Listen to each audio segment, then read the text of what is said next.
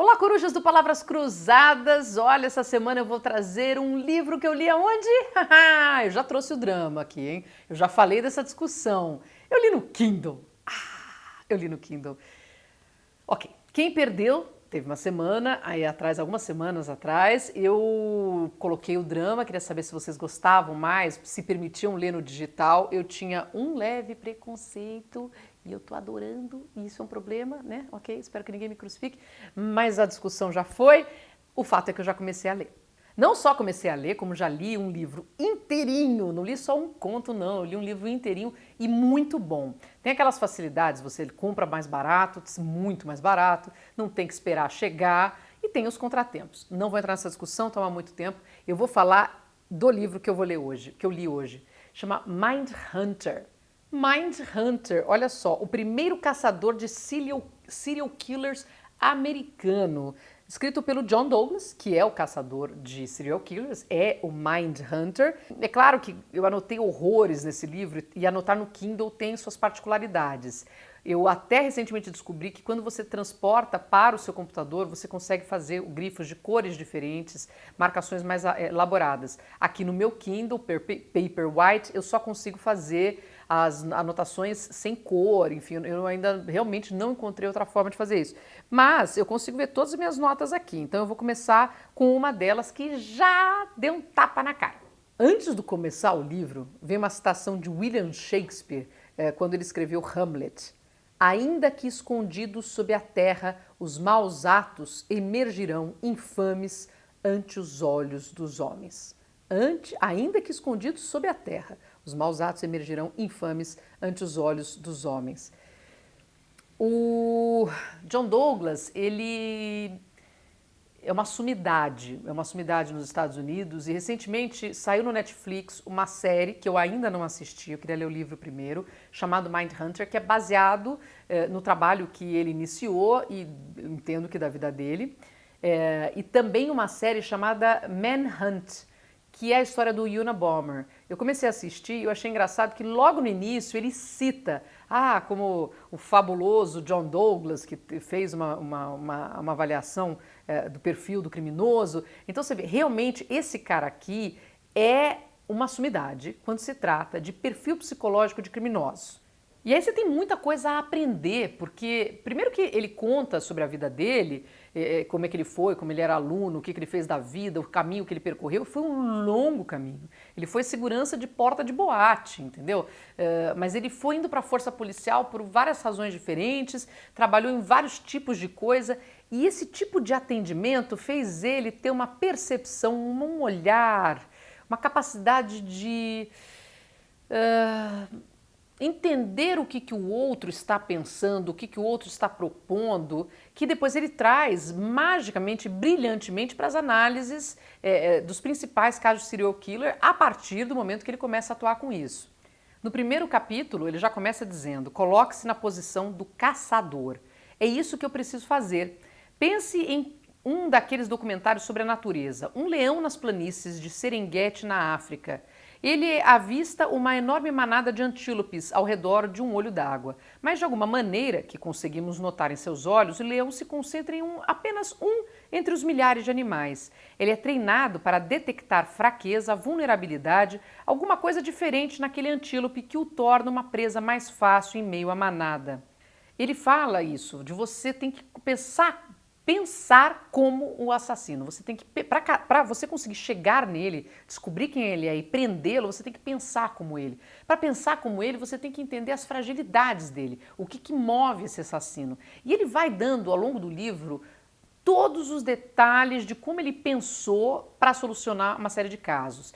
De certa forma, eles todos são iguais, todos os assassinos são iguais. No entanto, são as características que os diferenciam e as pistas que eles deixam a respeito da própria personalidade que nos proporcionaram uma nova arma de interpretação de determinados tipos de crimes violentos e também a caça, a apreensão e o julgamento dos seus autores. Passei a maior parte da minha carreira como agente especial do FBI tentando aperfeiçoar essa arma, e é disso que se trata esse livro. Para cada crime terrível cometido desde o início da civilização, uma questão profunda e fundamental sempre se apresentou: que tipo de pessoa poderia ter cometido algo assim? E uma frase que eu achei ótima: comportamento reflete personalidade. Comportamento reflete personalidade. Temos que tentar sentir como as coisas acontecem para cada uma dessas pessoas, tanto para a vítima como para o assassino. Ele vai contando diversos casos, muito famosos, inclusive, de dezenas de assassinatos em Atlanta, 12 pessoas, e ele consegue, com base, isso é que é genial, ele consegue com base, primeira coisa que ele quer ver é as fotos da cena do crime e conhecer as vítimas. O que essas vítimas faziam, quem eram, com quem elas andavam, elas eram queridas, como é que era a personalidade das vítimas. Aí ele estuda a cena do crime e com base naquilo ali ele fala, incrivelmente, é um homem branco de 25 a 30 anos, mais próximo dos 30, que trabalha como porteiro ou como na construção civil, ele tem um carro vermelho, provavelmente um Fusca, ele mora sozinho ou está sendo sustentado por um parente, ele tem sérios problemas com mulheres, ele já foi preso, não foi aceito numa academia militar. Aí você fala, como é que o cara sabe disso? Gente, aí a polícia começa a pesquisar dentre as pessoas ali próximas, conhecidas, ou faz campanhas para conseguir chamar a atenção da população, para ver se a população identifica alguém com aquele perfil. Batata. O cara que era culpado tinha todas essas coisas. A diferença é que talvez não fosse o Fusca, fosse uma Kombi. Que não fosse 30, mais perto dos 30 e no fim era mais perto dos 25. Mas ele não erra nem a raça da pessoa, nem a orientação da pessoa, nem a condição social da pessoa. Até o tipo de trabalho o cara consegue acertar. Ele acaba crescendo dentro do FBI e é montada uma unidade específica para tratar dessa análise psicológica de criminosos, né? Depois ele vira diretor nessa área e ele troca o nome do departamento para um apoio investigativo, porque por muitos anos, esse tipo de psicologia, essa análise psicológica criminal, ela era vista como uma balela, como uma bobagem, que você só podia trabalhar com os fatos apresentados e com as provas, mas não elocubrar sobre a mentalidade de um criminoso. E muitas vezes, por conta disso, os caminhos iam para o lado errado. Até na abordagem do criminoso, quando você vai fazer o primeiro interrogatório, ele fala que é primordial, em alguns casos, que você consiga a confissão naquela hora, porque senão o cara vai fechar e não vai falar mais. E como é que você faz isso? Cria-se uma cena. Uma cena a ser criada, encher a parede com um monte de análises, gráficos, mapas, colocar pessoas trabalhando em volta para dar como se tivesse uma grande força-tarefa trabalhando em cima daquilo. Às vezes tem a força-tarefa, mas o cara precisa ver isso. Pegar um pedaço de alguma coisa que estava no crime, ou a arma do crime, tipo uma pedra que achatou a cabeça da pessoa, põe na mesa, porque aí o cara toma contato com aquilo e aquilo mexe com ele sabe que ele está pego, vai? Teve caso, por exemplo, que ele falou, muitas vezes, e dependendo do perfil psicológico do criminoso, ele volta para o túmulo, porque ele se arrepende ou porque ele quer ter uma memória. E aí já chegaram a prender pessoa porque ela voltou para o local, não só do crime, como no túmulo, entendeu?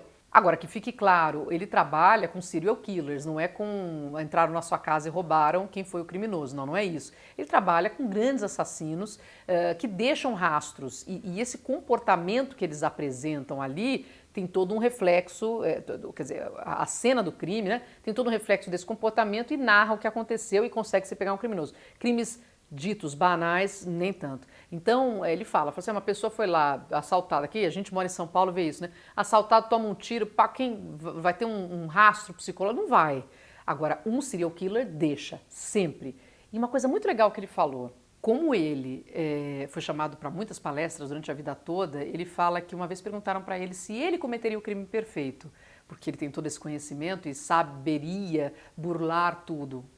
Não cometeria. Você sempre deixa uma impressão. E se tiver alguém esperto o suficiente, vai encontrar a razão. Outra discussão que eu achei muito interessante é porque ele fala que o fato de alguém agir como um maníaco não significa que ele não saiba exatamente o que ele está fazendo. Poxa, o cara passou, sei lá, 40, 50 anos da vida dele só estudando isso, só tratando com criminoso. E vale contar, ele começa a ter essa compreensão da mente criminosa entrevistando pessoas presas, serial killers presos, criminosos, assassinos, confessos presos. E ele consegue pegar desses caras as razões, o que eles pensavam, como é que eles se preparavam, o que eles faziam depois. O cara já estava preso, sentenciado, não fazia muita diferença, e eles contavam. Então ele começa a ter centenas, até milhares de casos contabilizados. E depois, óbvio, com o passar dos anos, milhares de casos solucionados por ele, centenas ou milhares de casos por ele não. Que aliás ele fala isso, eu não soluciono o caso. A gente dá informações para a polícia e solucionar o caso, mas o cara, enfim, esse tipo de análise praticamente bota uma setinha em cima da cabeça do assassino. E aí ele fala, essa ideia de ficar falando que a pessoa tem problemas psicológicos e que ela não sabe o que ela está fazendo é altamente questionável e são raríssimos os casos. A pessoa planejou, a pessoa optou por aquilo ali. Quando a pessoa tem sérios problemas psicológicos e ela não consegue responder o que acontece, outros fatores estão colocados no jogo, que é a incapacidade de fato de dizer não. Exemplo, o cara vai lá e vê a mulher passando, tal, não sei o quê, ele vai atacar porque ele já planejou, vai matar aquela pessoa. Só que aí alguém aparece, um carro de... O cara termina, ele volta, dá para trás, o plano não saiu como ele queria, ele não vai. O cara que é completamente psicótico não tem essa interferência, né? Ele não quer ser pego. Se for o registro, não querer ser pego. Tá bom. Então ele questiona muito isso, porque é um uso legal de você falar que apelar para a insanidade. Isso é muito, muito raro. Ele também fala da dificuldade de reformar essas pessoas. É muito difícil reformar essas pessoas. Apesar de todos queremos acreditar que com um trabalho bem feito no sistema prisional, que a pessoa pode voltar a ser inserida na sociedade, ele fala que em muitos casos, se não a maioria, no caso de serial killer, obviamente, você não consegue reformar essa pessoa. Vou dizer o seguinte, esse livro é fascinante, fascinante. Cada caso, cada descoberta e como eles fizeram isso é assim, enfim, são fatos reais, são casos reais. Para dizer que Silêncio dos Inocentes foi baseado num caso de um cara que de fato cortava a pele de mulheres para fazer uma coisa, um manequim para ele. E esse cara, o John Douglas, o autor, o cara da ciência comportamental, ele deu a entrevista para o Tom Harris, é Tom Harris eu acho, Thomas Harris, é isso? Ai meu Deus, me desculpe se estiver errado, porque estava na anotação e eu não acho. Fez toda uma entrevista, explicou o caso para ele e ele teve que ouvir, o diretor do filme, ele teve que ouvir, não o diretor do filme, né, o autor do livro, ele teve que ouvir os relatos, as gravações de áudio que o cara fez, a pessoa morrendo, foi um horror, foi um negócio traumático para ele. Mas para ele entender o que passava na cabeça desse assassino. Olha só, então Silêncio dos Inocentes é uma história quase que real, a base está ali. De Charlie Mason, que ele participou também na avaliação do Charlie Mason, para dizer quem deviam buscar, se é que era isso. Há casos que provavelmente você nunca ouviu falar, mas que tiveram grande repercussão nos Estados Unidos. Esse é um grande nome, é um grande professor. E se você tem curiosidade nessa área, por favor, leia. Mindhunter não é à toa que já tem uma série no Netflix. Eu só sugiro que você leia antes, porque o livro, eu assim, tenho certeza que é muito melhor do que a série, não tenho dúvida. Aqui você conhece muito mais. E olha, é uma aula até para a gente se precaver, para a gente tomar alguns cuidados e para a gente entender o que acontece na cabeça das pessoas. O ser humano é um ser muito estranho, é um ser muito bizarro, e ele fala que ninguém nasce um assassino. Ninguém nasce um assassino em série. Nós somos criados, mas que de fato existem pessoas com maiores fragilidades, mais questões aí a serem resolvidas.